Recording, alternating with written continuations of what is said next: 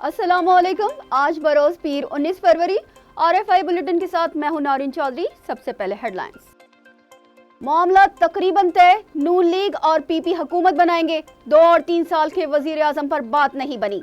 Power sharing के फार्मूले के तहत सदर, गवर्नर और स्पीकरशिप के मनासिब पाकिस्तान पीपल्स पार्टी को दिए जाएंगे।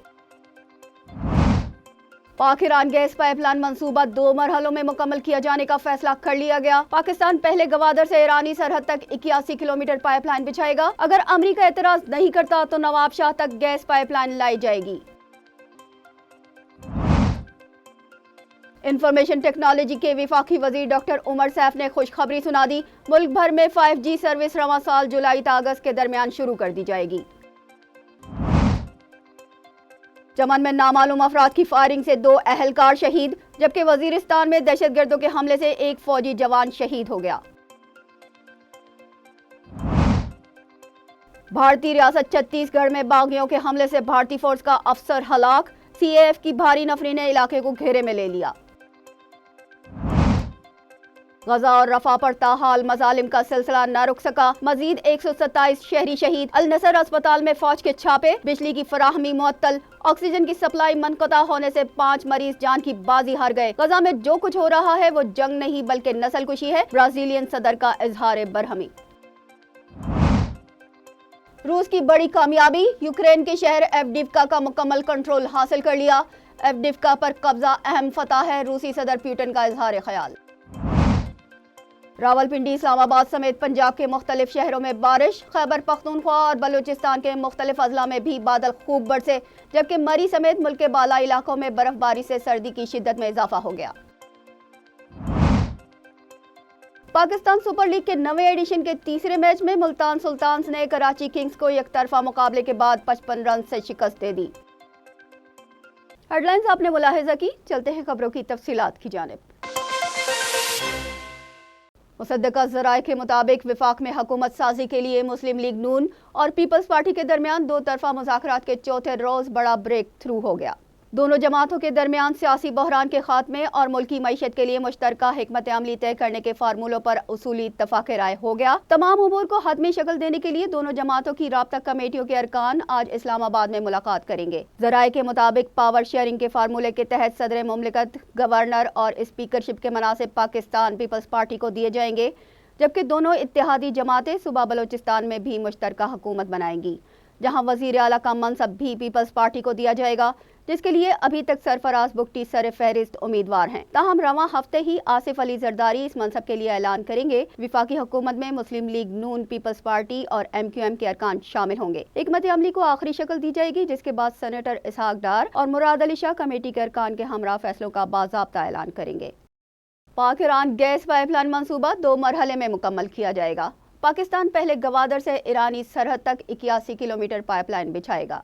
खुसूसी सरमायाकारी कौंसिल ने 781 किलोमीटर की पाइपलाइन की मंजूरी देते हुए फैसला किया है कि पहले 81 किलोमीटर की पाइपलाइन बिछाई जाएगी, जिसके लिए वजारत खजाना और गैस इंफ्रास्ट्रक्चर डेवलपमेंट मतलूबा फंडिंग का बंदोबस्त करेगी। पहले मरहले में ईरानी सरहद से गवादर तक की पाइपलाइन बिछेगी, जिससे गवादर को गैस फराहम होगी। अगर अमेरिका ने एतराज नहीं किया तो नवाब शाह तक गैस पाइपलाइन लाई जाएगी। अमेरिका ने पाबंदी लगाई तो पाकिस्तान के पास मंसूबा तर्क करने का कानूनी जवाज होगा, जिससे वो 18 अरब डॉलर के जुर्माने और सालिसी अदालत की कार्रवाई से बच जाएगा। ताहम ईरान ने मंसूबे की ताखीर पर 18 अरब डॉलर के जुर्माने और मसला सालिसी अदालत में ले जाने का कहा था। पाकिस्तान की दरख्वास्त पर 180 दिनों की मोहलत दे दी गई थी।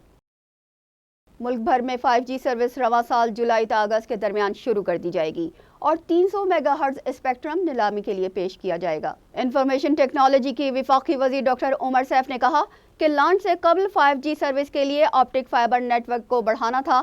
इस वक्त मुल्क भर में तकरीबन 56,000 टावर्स में से सिर्फ 6,000 mobile towers optic fibre cable से मुंसलिक हैं। उन्होंने दावा किया कि IT के शोबे के फ़रोग और उसकी बरामदात में इजाफे के लिए मुकर्रर करदा 15 में से 13 अहदाफ निगरां हुकूमत ने 5 माह में कामयाबी के साथ हासिल कर लिए हैं। उन्होंने कहा कि SIFC का फोरम मुल्क की तामीर और तरक्की में मुंतखब हुकूमत के लिए एक बेहतरीन मुआविन साबित होगा। मुल्क में पेट्रोल और डीजल की तरसील के लिए लाहौर से पेशावर तक पाइपलाइन बिछाई जाएगी, जबकि कराची से लाहौर पाइपलाइन बिछाई जा चुकी है। Pakistan state oil frontier works organisation اور ISGS کے درمیان ہونے والے معاہدے کے مطابق لاہور سے پشاور تک پیٹرولیم مصنوعات کے لیے 427 کلومیٹر طویل پائپ لائن بچھائی جائے گی۔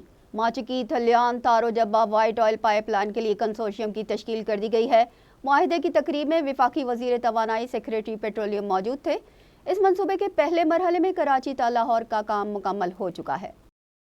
پاکستان فاریکس ایکسچینج ایسوسی ایشن کے چیئرمین ملک بوستان نے کہا ہے کہ اگر ذخیرہ اندوزوں اور بلیک مارکیٹنگ میں ملوث افراد کے خلاف کارروائی جاری رہی تو ڈالر 250 روپے سے بھی نیچے آ جائے گا۔ میڈیا سے گفتگو کرتے ہوئے انہوں نے امید ظاہر کی ہے کہ حکومت کی جانب سے ڈالر کے ذخیرہ اندوزوں، بلیک مارکیٹنگ میں ملوث افراد اور اسمگلرز کے خلاف کارروائی کے بعد ملکی ترسیلات زر میں 10 سے 20% تک اضافہ متوقع ہے۔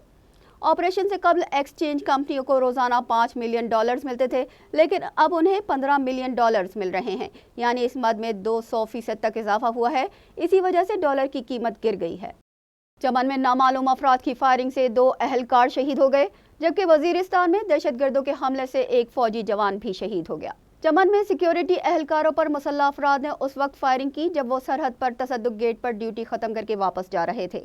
فائرنگ سے نائک ہاشم اور سپاہی ناصر موقع پر جاں بحق ہو گئے۔ فائرنگ کی اطلاع پر سیکیورٹی فورسز نے علاقے کو گھیرے میں لے لیا۔ شرپسندوں کی گرفتاری کے لیے چمن میں بڑے فوجی آپریشن کی تیاری کی جا رہی ہے، جبکہ وزیرستان میں دہشت گردوں کی فائرنگ سے سپاہی شاہ زیب جاں بحق ہو گیا۔ ہری پور کی تحصیل غازی سے تعلق رکھنے والے سپاہی کی نماز جنازہ آبائی علاقے موزہ کوڑا میں ادا کر دی گئی، جبکہ جنوبی وزیرستان میں ہلاک ہونے والے 7 دہشت گردوں کا تعلق افغانستان سے نکلا۔ دہشت گرد نور رحمان، حبیب، یوسف رحمان اللہ، شاہ حسین، رزاق اور شیر عالم افغانستان سے آ کر کاروائیاں کرتے تھے۔